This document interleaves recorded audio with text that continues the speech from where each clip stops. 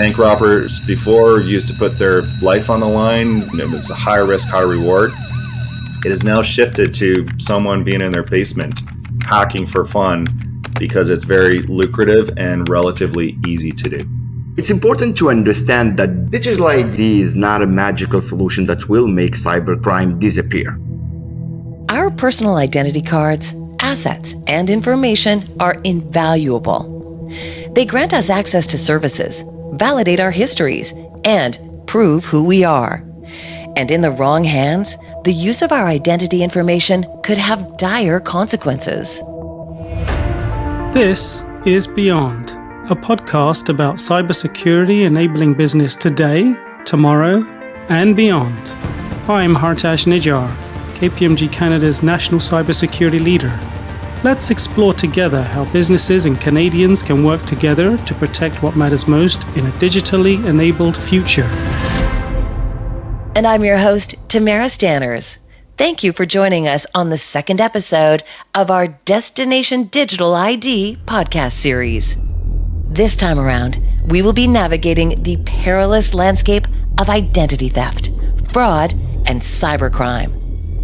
We'll consider who might be out there looking to profit off our personal information and how we can work together to keep our personal identity assets safe.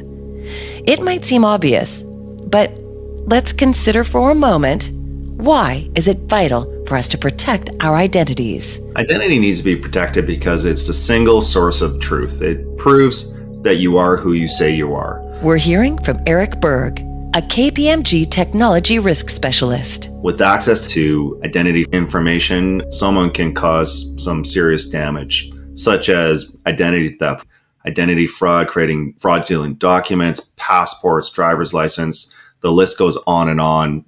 It can cause damage to your credit information, tax debt, criminal records. Most importantly, the emotional damage that this causes individuals and the time that it takes to clear their records and their name is significant.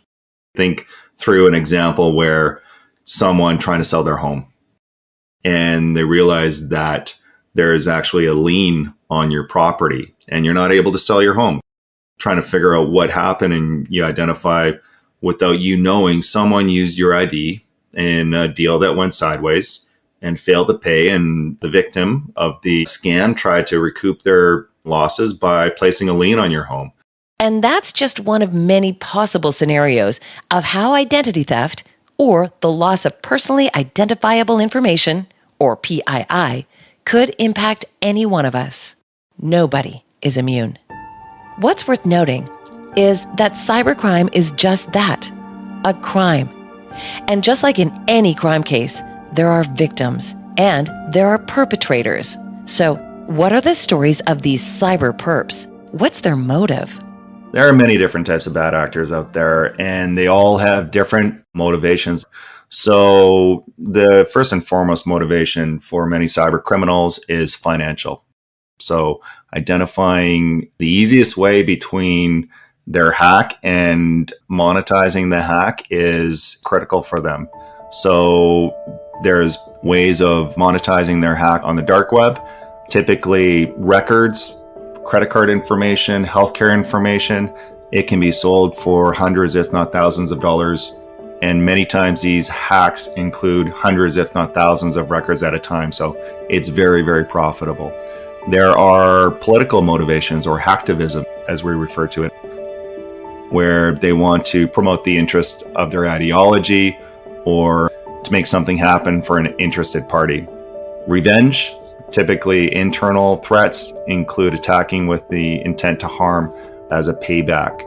So we talked about motivations, and let's just briefly talk about ways in which access to information is obtained. So there are many different ways of gaining access. So through the dark web, it's as easy as actually just purchasing credit card information or healthcare records on the dark web, buying exploit kits where you can exploit systems. Social engineering is one of the easiest ways to gather sensitive information. So one of the key takeaways is it's much easier than people think. Bank robbers before used to put their life on the line, robbing banks, and it was a high risk, high reward. It has now shifted to someone being in their basement, hacking for fun, because it's very lucrative and relatively easy to do. They might be depicted as these faceless, mysterious figures hidden behind a wall of screens, but they're often not. With the risk and reward paradigm having shifted, a cybercriminal could be anyone. It could be your neighbor, your taxi driver, or maybe even someone you went to college with. 2 medium double doubles, a cruller, and an apple fritter. Thanks. Here's your coffee and fritter. Thanks. So let me get this straight. Your boyfriend from U of M was a hacker, and after we graduated, you got into it too? Yeah, I mean, I was always naturally really good at coding and building programs, so it came easy. Honestly, it's way easier than most people think. Wow, so you're really a hacker. Huh. Honestly, I imagined hackers being these, faceless characters in hoodies. Well, I do own a few of those. No, but seriously, if you don't mind me asking, how does it work exactly, what you do? Okay, let me try to explain. Damn, these are so delicious. Okay, think of it like in the physical world. You've got your house, right? It's got all your valuables in it. That means there's always a chance that someone might try to break in and steal them. So what do? You lock your door. But some people, well, they leave that door open. That's where I come in. I'll go house to house checking for those open doors. I rarely use the front door, too obvious, but the back door or window, that just might be open. And if I get in, there's even a chance nobody would even notice. Of course, there are some houses that have security systems. I check for those first thing. It's too risky to hit a house with an alarm, so I mostly avoid them. But sometimes, and you'll be surprised how often, there won't be any security system and a door or a window won't be locked. That's when I just stroll on in and gather up as much valuable data as I can. Then it's mine to do with as I please. Most of the time, I just auction it off to the highest bidder. Oh, wow, it's that simple. You're really inspiring me here to amp up my security at home. You, checking that your door is locked. A security firm coming to install an alarm system in your home. Your neighbor watching your house while you're away. Or 11825, code 6. the police coming to your aid if there's a suspected break-in. In the case of protecting your home, it takes a village to keep it safe. When it comes to your identity, that responsibility is also shared. In this paradigm where we have bad actors, we also have good actors. So people that work tirelessly to keep identity information safe. Identity information, it's everyone's responsibility, whether it's government, businesses, consumers. Everyone has a role and everyone has a place in securing identity. The consumer is responsible for the protection of their ID and responsible for who they provide that information to. Once it's provided to the other party, there's a lot of blind trust being placed in that party to be the custodian and secure that information properly. So when you share personally identifiable information with businesses, there's a certain expectation that they are protecting it to a certain level of standards. Today, businesses and governments are already investing heavily in protecting our personally identifiable information. Yet, many Canadians are feeling the tremendous impact of identity theft. So, why is it that our current system leaves citizens so vulnerable? IDs are issued and it's the citizen's problem to protect that information. So citizens are then asked to share this information every walk of life. So whether it's renting a car, booking a hotel, opening a bank account, or requesting a loan, this information is shared with all those businesses and external parties. It's then the citizen who's left holding the bag if and when these organizations suffer a breach, or if in the process of sharing their IDs, the information is stolen directly. As we go through various life stages, we will share our personally identifiable information thousands upon thousands of times.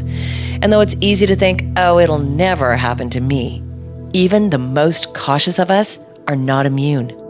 But having secure, digital sources for identity verification can make a big difference. Digital ID will change the risk landscape because it will offer more control to protecting our IDs, protecting who we are in a digital world. Digital ID will place focus more on sharing the information, how to share the information, what information to share and whom to share it with.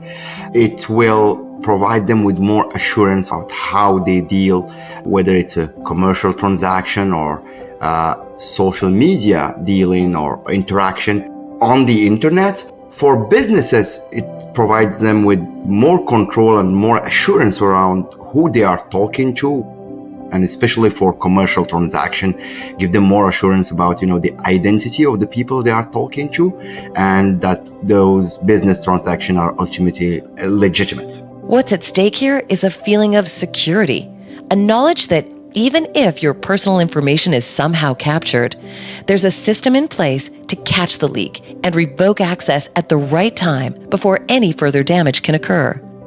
Imagine a world where your virtual assistant could help flag and prevent fraud.